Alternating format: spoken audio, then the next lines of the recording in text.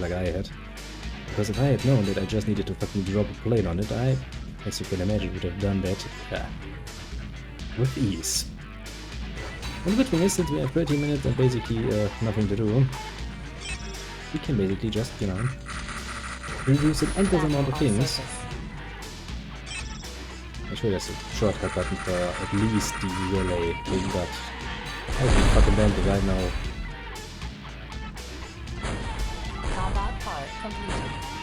I'll be fucking banned indeed right now when I watch and how. If they don't. No. Really. Let's talk a bit more about the awesomeness of this game actually. I think if memory serves, and it's a good look it up, but I'm not really too bothered honestly. I think the game came out in the year 2000 or shortly before, not after. Is it 2000 or end of the 90s? Somewhere around there is where it's at. Basically, there's really nothing else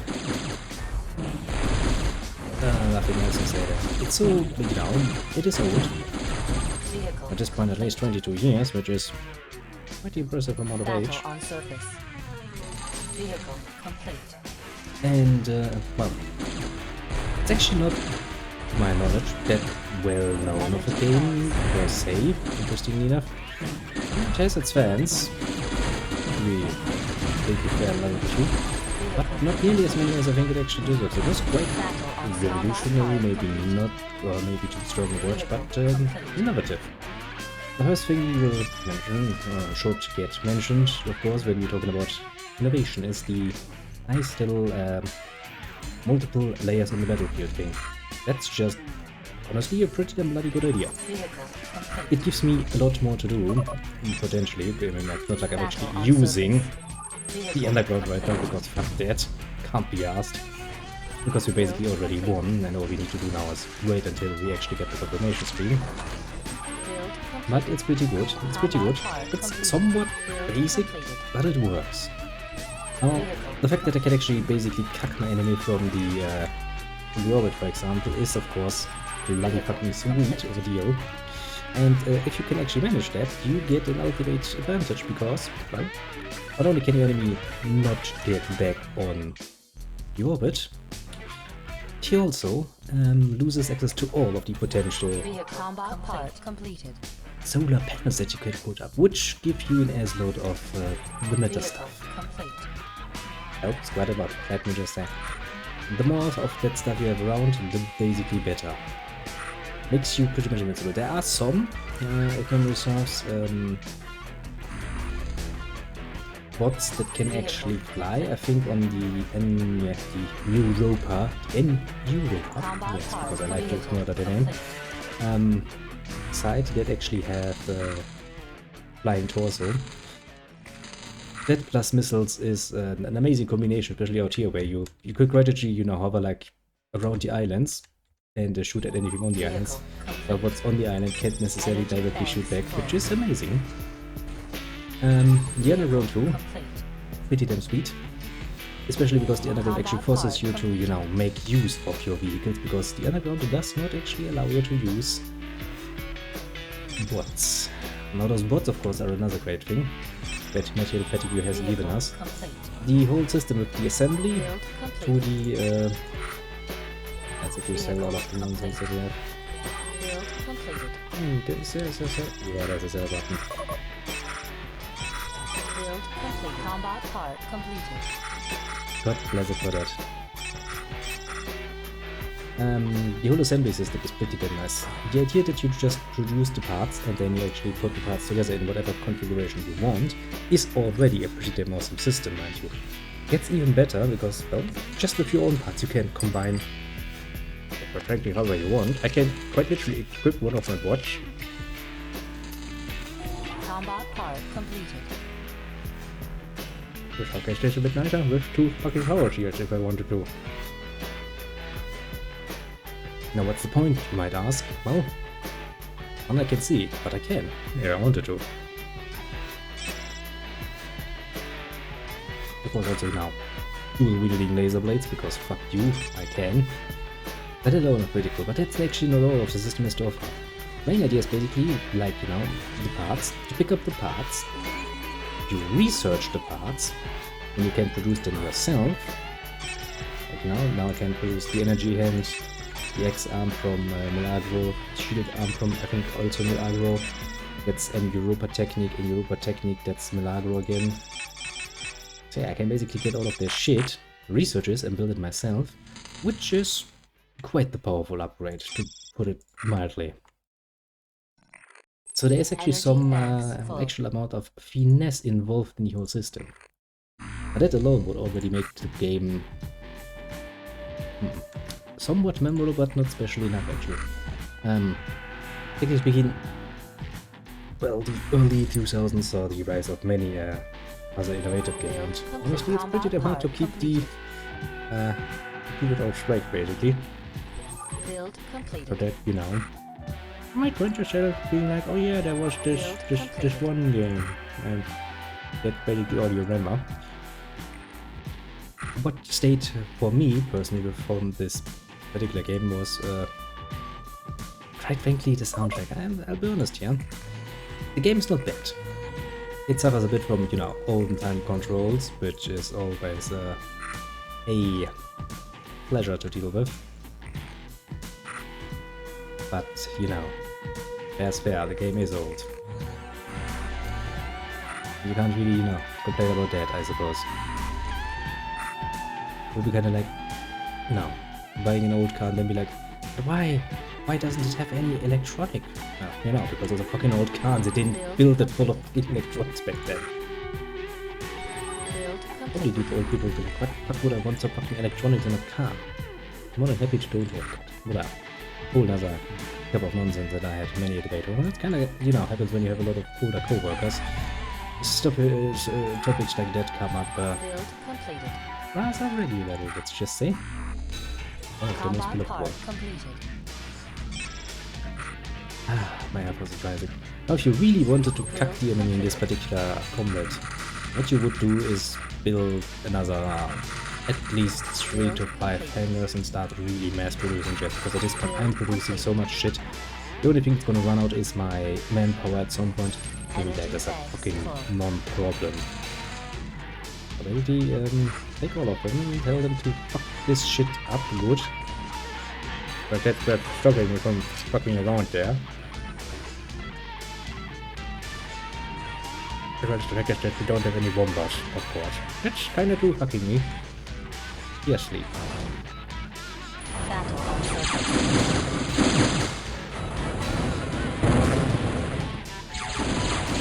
Spray damage from those things. Really nasty. But yeah, this is actually how I got the objective. I want to point that out. Because one of my planes just dropped like that. And it was like, hey, objective achieved. You touched it. But yeah, this base is really well defended, I'll have to give him that much. I do mean that, they did well. Wrecking Poe, enemy detected on surface. Also now that the screen is a bit bigger, I can actually, you know, see this menu a bit better. Should have definitely changed it immediately, but I wasn't aware how to actually do that. And I fucked myself there. But yeah. Still putting it very mildly, it's the bloody soundtrack that really kept me remembering this game. And I saw it again. I think 10 years later or so, I was like, oh yeah, that game. What was about that game? Oh yeah, the soundtrack. Yeah, the soundtrack. That's all I need to know, basically. Sometimes that is all you really need. You don't really need more. Because I'm going to just say, the game does have many nice aspects to it that are rather enjoyable. Although, you know, it does suffer from the usual problems of it. It has some arcade vision designs. Like this, if I've achieved my objective and I now need to survive, that would be one thing. But it basically didn't give me. You know, there is the enemy surrender option, that's a thing. Basically it's a thing. Potentially it's a thing. But that's only really something we are able to do when it is actually losing on every bloody front. I've beaten them in the air, they can't go there anymore. I've beaten them on the ground, basically. All I can really do is get shit from underground over and over again to annoy you. That's basically all I can do. I don't have anything else left up here, I think. Battle on surface. Can I actually check the elevator? Yes, I can. That's gonna make this one a bit less annoying.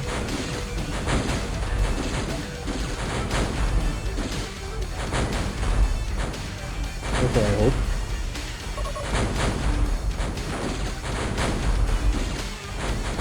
That's a nice load of health though, isn't it? Oh, there's actually mission few pages up here. Just check. Changing the box. At some point we will destroy this thing, it's only a matter of time, energy and, you know, patience. Combat part completed. Reminds me there's another elevator here, which we should probably destroy. I want to take my planes for a bit of an exploratory look around, because planes are really great at this. They are fast, Battle on surface. really mean. You give them a dive if it doesn't fly back too much.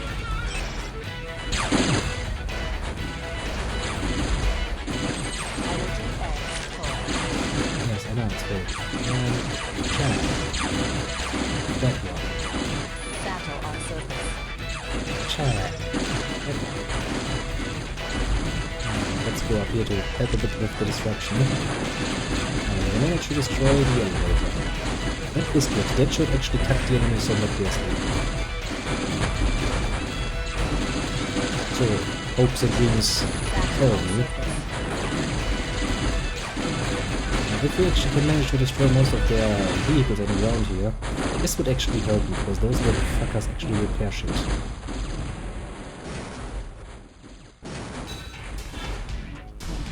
You don't want that, basically. Battle on surface. Yeah, let's take it around here. I mean, I could send my bots and it's not like I really need them or anything. I just don't really like wasting them, you know? I just gotta be like wasting for some reason for no good reason, or with no good reason, mind you. You go over here. Sure. Elevator. Battle on surface. Technically speaking, if we destroy all of the elevators that are around, the enemy will rebuild them. But that's just when somebody sit back and be like, no, we give up. And that's make things a lot easier. Also, it really helps to understand just how missions are actually supposed to be working. Because if you don't, you will kind of get yourself just like this, you know. If I had known that I just needed to actually, you know, touch that thing, I would have immediately built a few planes, sent those planes up, and be done with it. Since I didn't, however, a bit of a mistake on my part, yeah. To be very much fair, honest. Energy edge full. That needs to be less of us to be fair.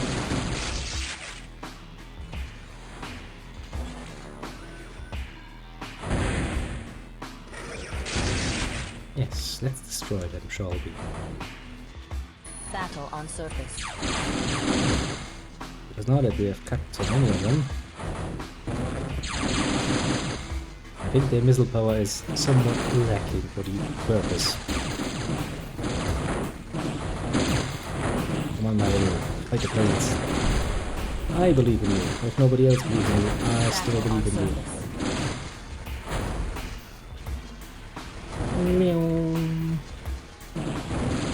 They really built elevators everywhere, didn't they? Well, to be fair, they're also probably, you know, busy rebuilding the elevators all the time at this point. But these little country boy here, you can see he has a nice little electrobate in his arm. Battle While that is not really much of a threat per se, there's a certain aspect to it. Namely, this weapon is really good at cutting off your arms. But remember, since our bots are all technically modulare built, as in, you know, modules, tightly knit together. I have some parts that you can Battle on either surface. remotely expunge, because I can just go in and click on it and go and immediately drop his arm, which is fun if you want to take up another arm, but not so nice when the other magic manages to cut off both your arms, because then you have what can't do shit, and it's just gonna get murdered. Believe me, which way you make sure that that thing Battle on surface. doesn't continue its existence. Log concluded. That's when the timer runs out. Thanks, bye bye. At the conclusion of his mission, Diego's squad captured numerous Milagros and Neuropans, including Diego's defector brother, Jonas. The confrontation between the brothers was brief, as Diego was stunned by Jonas's news that Stefan was now with Milagro. Each blamed the other for this turn of events. They would not speak again for the duration of the war. Mostly because probably Jonah was eliminated.